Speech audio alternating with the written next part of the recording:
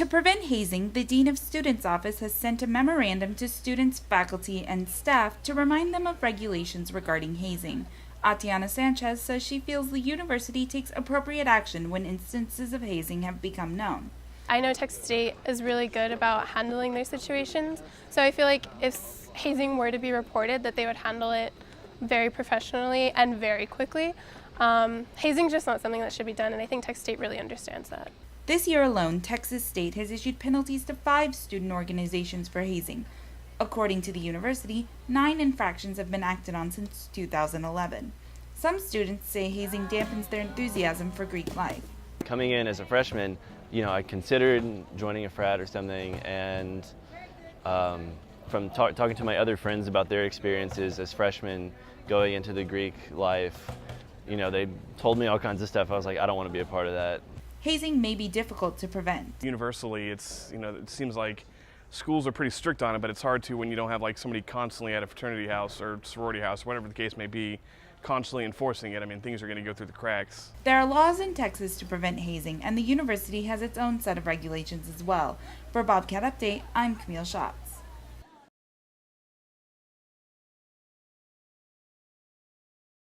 Joseph Lasoya, also known as the Bubble Believer, has been spreading joy across the Texas State University campus since the fall of 2015. And bubble, bubble, bubble.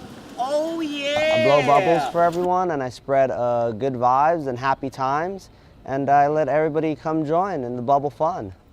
Lasoya started a group when he was in community college, which he called the Table of Friendship.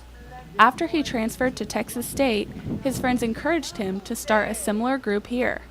He was motivated by the freedom of speech area and the tents of different organizations on campus, so he decided he would spread his positive energy below the Alkek Library steps. That whole freedom of speech area just spoke to me, and I said, let me just try blowing bubbles and spreading good energy, and it went crazy. Students joined in, and soon the Bubble Believers were known campus-wide. Lasoya even set up social media accounts for the group. We got like 1,000-something followers on Instagram, and that's our main outlet. We have Facebook. I'm not too sure how many followers we got on there. Anyone is welcome to join the Bubble Believers. Their main goal is to share joy with students walking to and from classes. So if you like us, you're in. Follow us on Instagram to further confirm your followership, or get a shirt, or just show up. But we'll get like 10 people blowing bubbles at times, just randomly. It's a very low commitment group. I had an hour to kill till my next class, and I didn't want to spend it just sitting around doing nothing, so figured I'd join in, let's have fun. Lasoya isn't just known for his group, the Bubble Believers, but also for his constant companion, Walter the Pinata.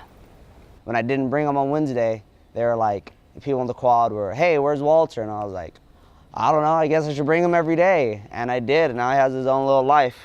Walter Pinata. You can find Lasoya and Walter most Monday mornings below the Alkek steps. For Bobcat Update, I'm Claire Kreitz.